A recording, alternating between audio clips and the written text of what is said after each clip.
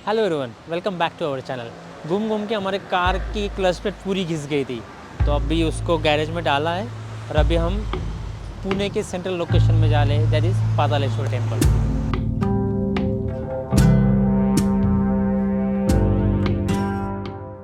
सुबह के 8 बज रहे हैं और आप देख सकते हो कि पुणे की ट्रैफिक।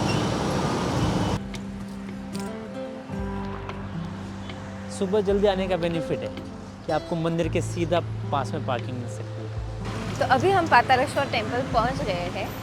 पातालेश्वर टेम्पल और पातालेश्वर केव्स दोनों एक ही है। केव्स में ही टेम्पल है। ये टेम्पल शिवाजी नगर के जंगली महाराज यानी कि जेएम रोड पे है। यहाँ पे आपको रास्ते के दोनों तरफ पार्किंग मिल जाएगी। चलिए अब अंदर चलते हैं।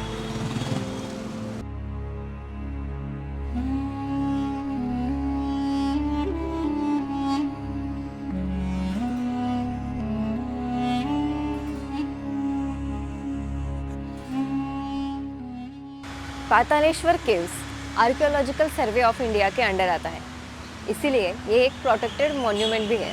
मेन एंट्रेंस से अंदर आते ही लेफ्ट साइड में एक छोटा सा टेम्पल है।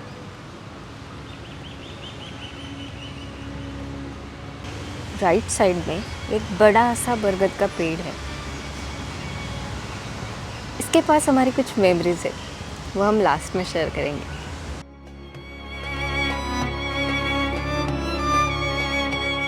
ये टेम्पल का फर्स्ट स्टेप है। कुछ लोगों का मानना है कि यहाँ से अगर आप अंदर देखो तो एक शिवलिंग की तरह दिखता है।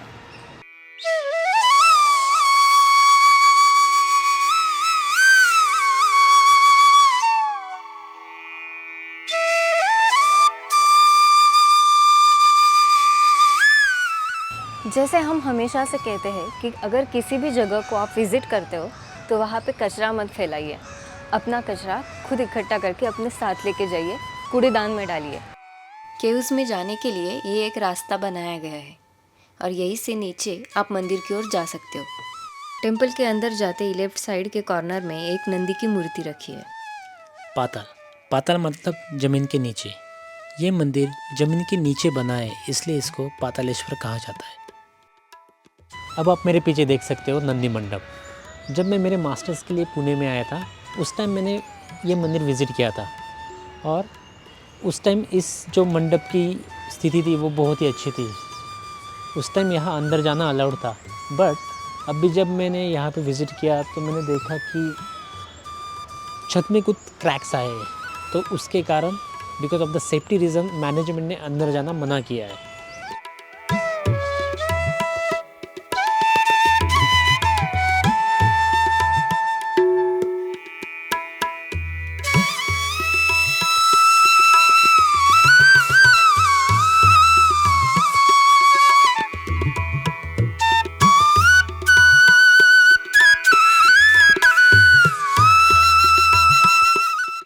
ये टेम्पल का मेन एंट्रेंस है। यहाँ बाहर जूते चप्पल उतार के आप अंदर जा सकते हो।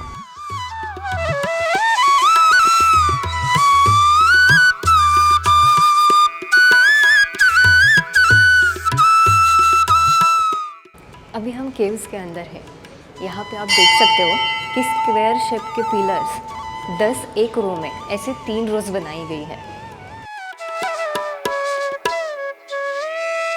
कुछ वॉल्स पे कुछ शेप्स बने हुए आप देख सकते हो, बट इनको देख के कुछ अंदाज़ा नहीं आता। लगता है ये शायद अधूरे रह गए हैं। मेन टेम्पल शिव जी को समर्पित है। वहाँ जाना किसी को अलाउड नहीं है, बट मेन टेम्पल के एग्जैक्ट सामने नंदी जी की एक खूबसूरत मूर्ति है। शिव जी के टेम्पल के राइट साइड में पार्वती जी का और लेफ्ट साइड में गणेश जी का टेम्पल बनाया गया है।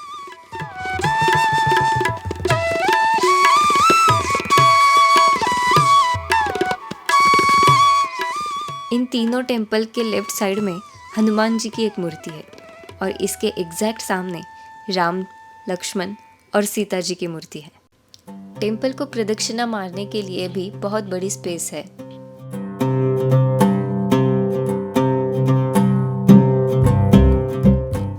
कुछ पत्थरों पे थोड़ी कार्विंग की गई थी। हाथ, पैर, फूल, पत्तियाँ और कुछ अलग शेप्स बनाए गए थे।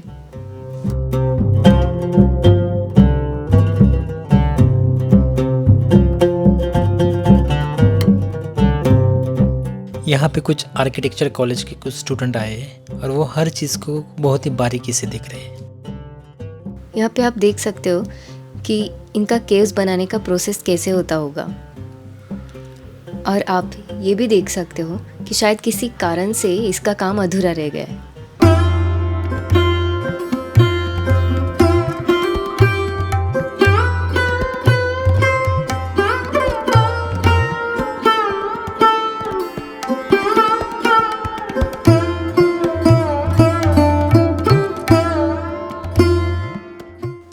यहाँ पे कुछ क्रैक्स है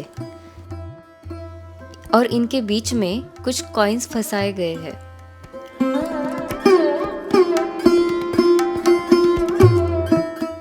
इनका कारण तो पता नहीं कि ये यहाँ पे क्यों फिक्स किए गए हैं, but this is so interesting.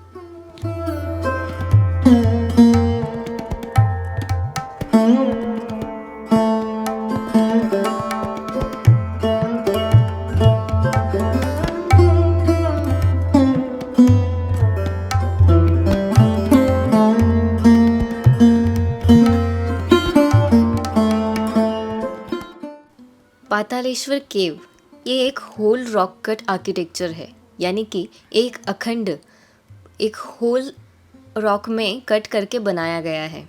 इसके कारण ये बहुत ही ठंडा है।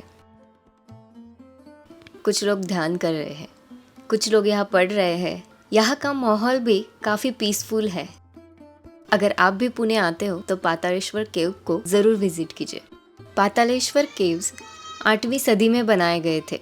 इनके निर्माण की 2 कहानियां हैं। पहली कहानी ये कहती है कि इनको पांडवों ने बनाया था और फिर उनका कुछ दिन वास्तव भी यहाँ पे था और कुछ चंद घंटों में ही बना दिया था। और दूसरी कहानी ये कहती है कि इनको किसी और ने ही बनाया था, और हम ये कह सकते हैं कि इनको किसने बनाया इसका कोई भी स्ट्रॉन्ग एविडेंस नहीं है।